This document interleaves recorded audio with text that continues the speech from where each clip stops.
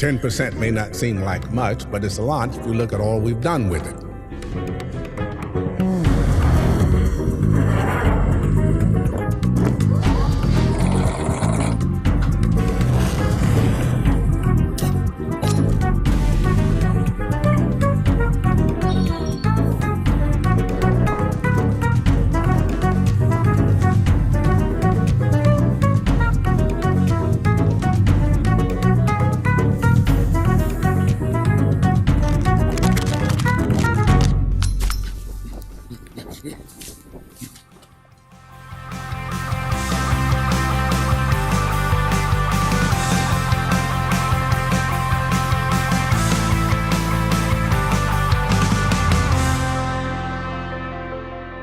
Bohol, grown from a sleepy province to a bustling metropolis at the center of nationwide development.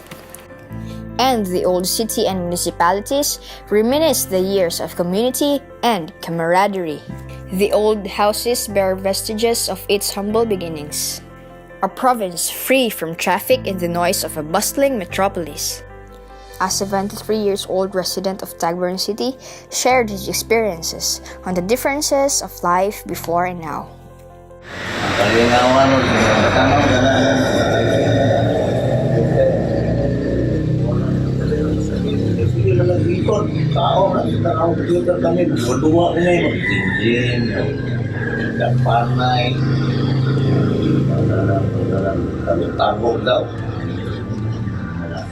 Buat sa unang patulata, syato, sulinay, gastiko, litik-litik, ano. Pero tumapot siya, modern. Ito ba, mga cellphone, kalpintarera. YouTube na, nangita pag 6. Kung itaon.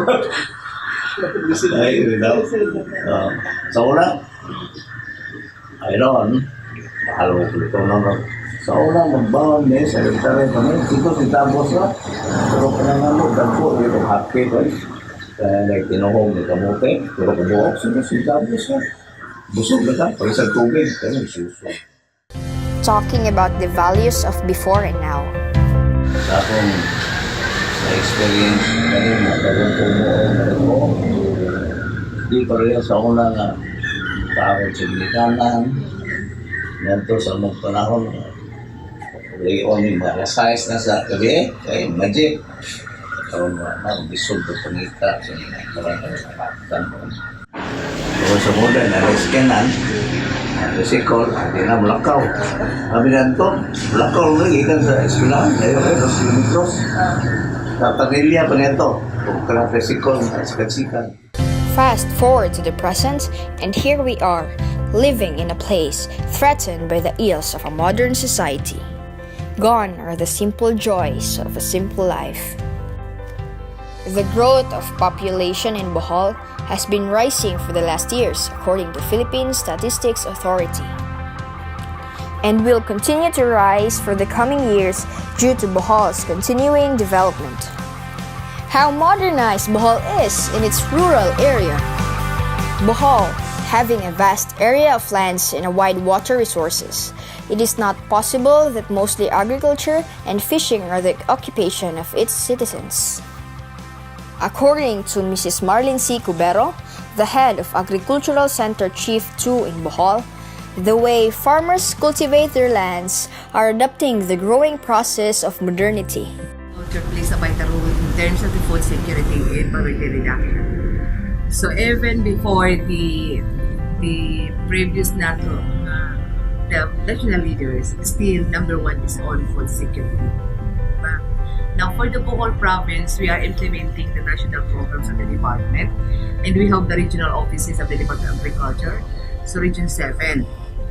So covering the provinces of Siquijor, Negros Oriental, Cebu, and Bohol. So we have the island provinces, muli nakalahi nato sa ato ang ibang regions. Diba? So, Bohol province nato is the rice granary of the Central Visayas in terms of the rice production. So, just last 2017, doon na tayo increase production in spite of the previous years na tayo mga natural calamities. So far, it was announced and proclaimed na nato nga for Bohol province of 2017, we have an increased rice production. So, sa Bohol kita, as agri-tourism province, naata sa atong production. So, sa ako nag-iingon na last year, we have an increased production in terms of rice. So on with that. And then, all the data na to, the official, it is the provincial, the Philippine Statistics Office or authority na. Diba? Sa una, stat naman siya, around PSA. So, mga production na to, then ang mga products po, in terms of the program, we have the production component and also the research. So, kaning ang EPC is one of the research station for the rice-based farming technologies.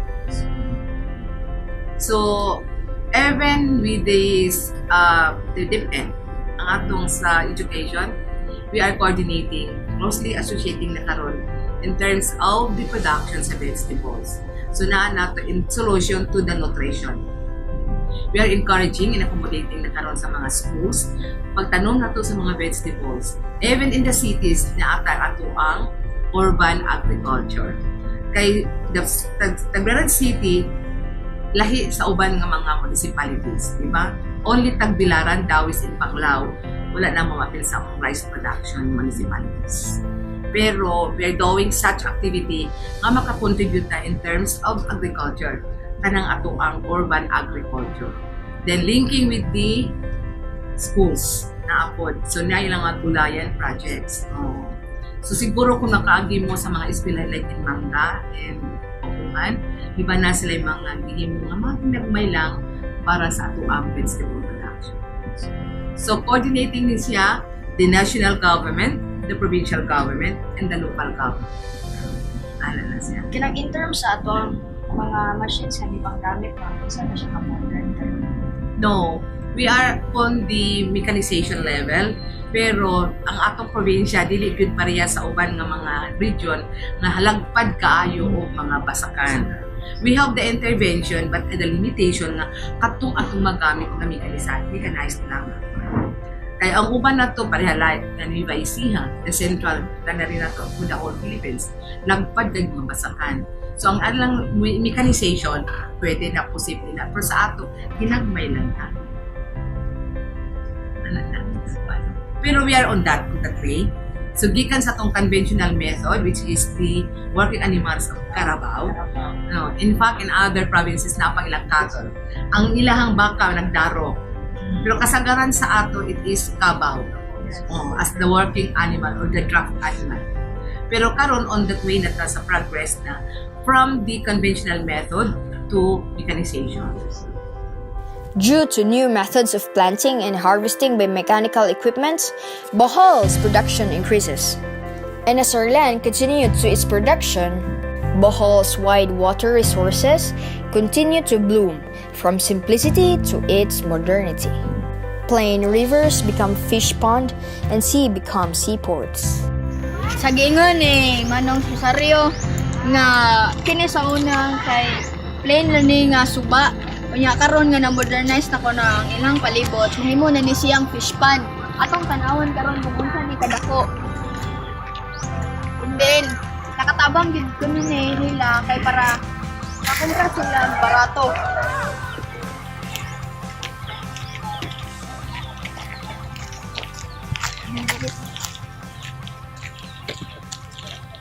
So kini dire dapita, lahi-lahi ni siya tagiya ko no.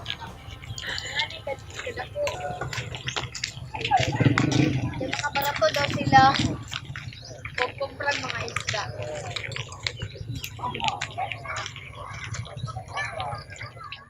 As rural areas of Bohol are starting to become industrialized, Tagbilaran City being the only city in Bohol where life are in its finest and industrialization is really visible, modernization of life emerged.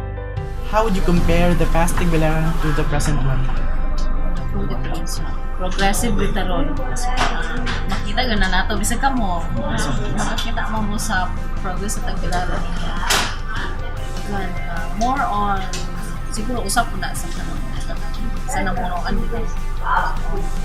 Mayo ang namunuan. Then livelihood mo.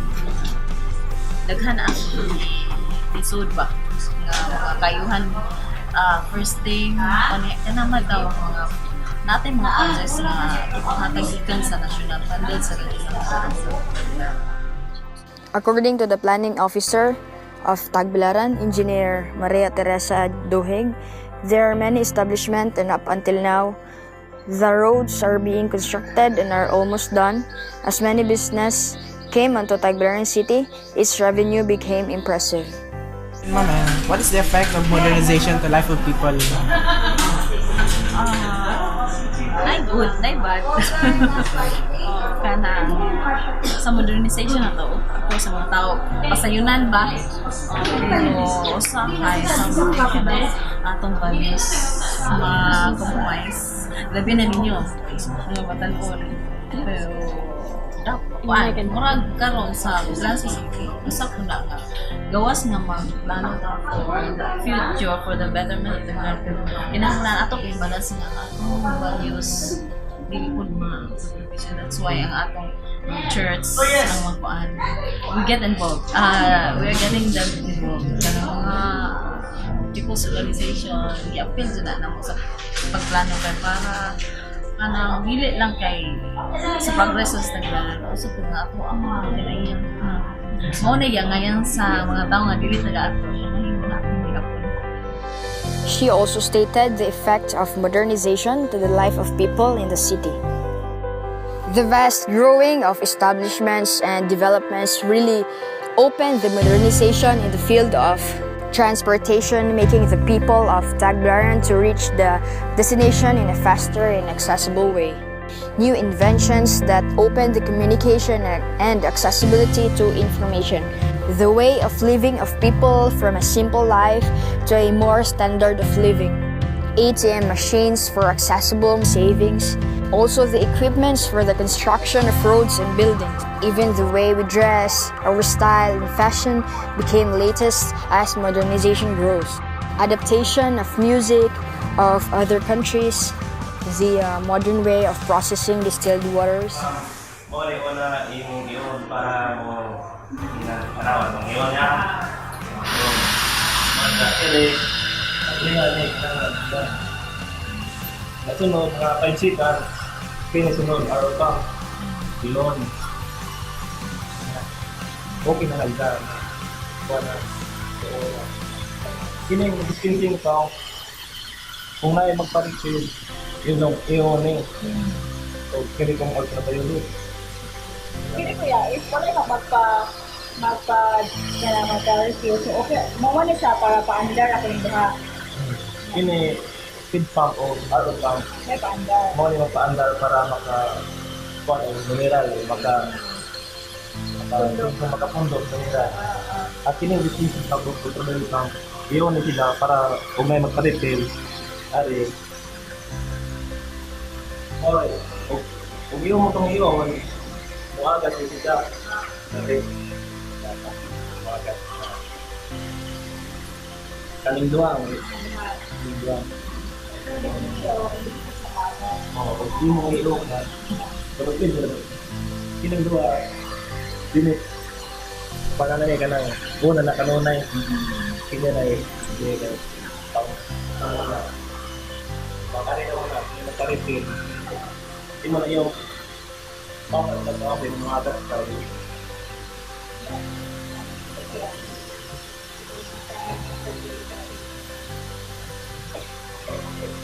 Production. Ini mo yung kahit ano, pag-production ka, hindi na nakuha, hindi ka na. Mo yung kakuha sa isang rasa, mineral, para padong mo yung Kini siya kuya. Ito ba yung wala sa Kani, kung ano isa, sa may magka. Ito ba yung pangkuha na yan eh, ari, kuniktan na siya. Bandung dulu sakuan. Ari na. These are just few of the adaptation of modern way of living of the people of Tagbilaran City. Behind those modern ways is binded by the negative effect that it brings to the people. So, good afternoon. So, we are here now at Dampa site. So, mo na siya ang kanang tambakan sa mga basura dito sa Tagbilaran. So, because of modernization, sa kadaghan ng mga tao nga naa sa Tagbilaran is mo na ang giabot nga mga basura. So, sa matanawan ninyo, so mas madaghan-daghan na gid siya, no? So, currently, so ilahaning gipack kay according to the municipal council, gibalhin na ni siya sa somewhere in Albor ang dump site. We also had an interview to a current resident near the dump site, Mrs. Wendy Rizal. So, pila na ni siya ka years nga dumping site sa Tagbilaran, te? Ko ka ba pila na ni kay mga konto lang man sa kini mga gamay kayo pandemya. So kada tanan nga basura sa Tagbilaran teng na ani gid kanang ani gid ikuan. Ano so sagol na ni ang kanang malata di malata. Di wala gilain na. Gilain sa malata. So asa man ang malata ipanglabog te? Kuya, ani gyapon pero kinuha na kaningon ani mga lawog sa baboy. kana inyo man nagipang kuha kuya? Ikuha na mo sa baboy. So nara mo na po yung ani doon? Ato yung dadian dito. So kada kitay kana mura medyo baho man siya tinang sumuabot ni adto sa inyo ha? O mapundo ang kanang buldo. According to the residents, even it is very smelly having those larger amounts of garbages, they have been there because it is also their source of income. There is some money behind those smelly garbage. We also had an interview from a current operator of the dumping site. Ang hipi mo istorya na karatra ka na o karga na o mga magdagko 5 tulinadas o 4 katrak na na may adlaw nga di pareha na sila o kadaghanon o karga kaya pero 4 katrak na po'y gamay murong may gamay ra katulinada lang kara adlaw gabi mulai yang karga. Unsa nga buwan niya ang kinalaghanan jud og ang basura nga makuha? Adlaw man, bro, maghapit ka ng adlaw. Okay. Kuhaan ka ng way klase, minus ng basura. Minus na niya, way klase. The dump site is almost here for 40 to 50 years already, making the people live here to be immune by it. According to them, they don't have any sickness caused by this dump site, even if few of the people only experience those negative effects. But on the other hand, millennials were able to see the positive effects of modernization. Today's generation is very different from the other generation kay kanang sa una kan dili pa kayo og technology something without kanang just like kanang nature and dagan po lang duwa nga dili about computer or something. Then how is it different from the generation of your parents or the older generation? Ang difference is ilan akong mama nga mas tingaw daw sa una kay pa-enjoy sila sa ilang mga friends dili atras karon kay through online o mga gadgets.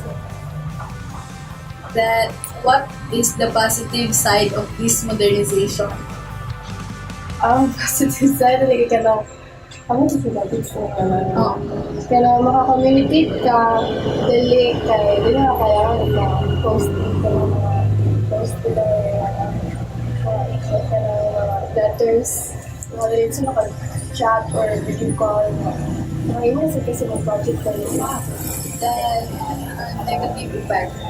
Kanang dili na kayo focus about uban bitaw sige na gadgets di na kakakuan sa kanang mga family. As time passes by, we experience different ways of modern living. We adapt and we blend sometimes. With this, we continue to have modern living as Bohol continue to develop its infrastructure, establishments, and open venues of business here in our province. So we are now currently at the new Bohol Airport, which is under construction. The construction started last June 22, 2015, and its target date was last December 2017. And when this will be finished, this will boom or speed up the modernization in Bohol. As what we can see, it is still under construction, and its funding agency is the Japan International Cooperation Agency. It is one of the biggest projects of the administration, a project that cost almost 7.4 billion, build an area of 2/6 hectares, including 2,000 meters runway, apron size of 585 meters squared, and to be built as an eco airport. Bohol, in terms of atong turismo, kuya? Sa turismo, dagdag turismo no na siya ng dagdag income ba. Kuan, masikat ning atong municipal o province. Sa ato ekonomiya mo lagi karang sa era sa municipal, era po sa province mo kuan po siya musuwag bitaw mudak ko siguro na kuan ba nang muasinso ang atong municipal o province nato. Sa atong kalikupan, kalikasan or environment. Sa environment nato kini sa una inigay kuan man ay kasugpanan. Inay daghang kahoy mo ito epekto niya mga kahoyan nga ipang gabas. Mo ito epekto niya iya mo kayang kadaot may mga mananap na muyo na samok ba. May mga langgam ugasa nato kadungron. Mo ito iyang epekto sa ining projeka. The fast growing of the ANDA group of resorts that continue to build establishments but also built up an eco-friendly one. Develop this ANDA, develop shareholders of investors. It's the master of the sea and the sea and the land. Every time there's a white sand, it's an attraction. So ang ANDA karon by 23 resorts, but there are about small operators nasa mga 35 kami lahat. According to Mr. June Daniel, the president of ANDA Group of Resort, they continue to build new establishment, but at the same time, they balance it with the environment, especially the beaches. Also, the upcoming in the first seaport of Bohol, located at Kandahay, Bohol, wherein the first week of March 2018, the new seaport will be open and the Air One will fly and travel from Bohol and back. Mayroong hapon sa tanan. Diya takaroon ka ba ni Kuya Alan? Kaya itong pangutanon siya kung unsa ni about ning seaport nga mo ni usa sa pinakabag-o diri sa Bohol ang seaport. Pangutanan ta Kuya Alan. Mayong hapon. Unsa pwede mo tana unsay about ning seaport? Kani si overall seaport. Ito mo sa mayor student ito ay para nga ikuan mo ni sa nay mo dunggo nga siplin mo ni kini nga building dito ko ni kay buhaton ni nga passengers terminal munang dinalian ni namong gitarbaho kay sa karon nga katapusan amo ni turno ni kay sa first week sa March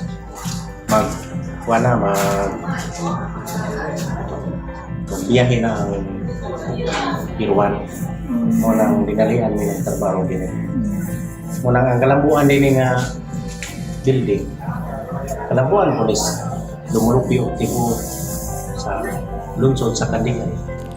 With that, the city itself is also continuing to build new establishments to continue to serve the people and continue to modernize Tagbilaran as well as Bohol. From the development of City Hall, the Provincial Capitol Building at Capital Valley, Tagbilaran City, and the construction of CPG Sports Complex that hosts the Sivera 2018. Documentary film, I realized that Bohol is still in the process of modernization, but compared to the past administration, there are a lot of changes, especially in the infrastructure. In this documentary video, which is about modernization, I have seen a glimpse of how the ongoing process of modernization in Bohol is happening. Improves our lives in different ways, especially those who are living in the rural areas. But on the other side, people tend to neglect and merely forget other important aspects in life. It also makes us comfortable and give us more opportunities to take. Our life has become more easy and convenient. But despite these changes that makes our lives more convenient, other aspects in our lives affected. Modernization has really a great contribution to a better Tagbilaran and Bohol.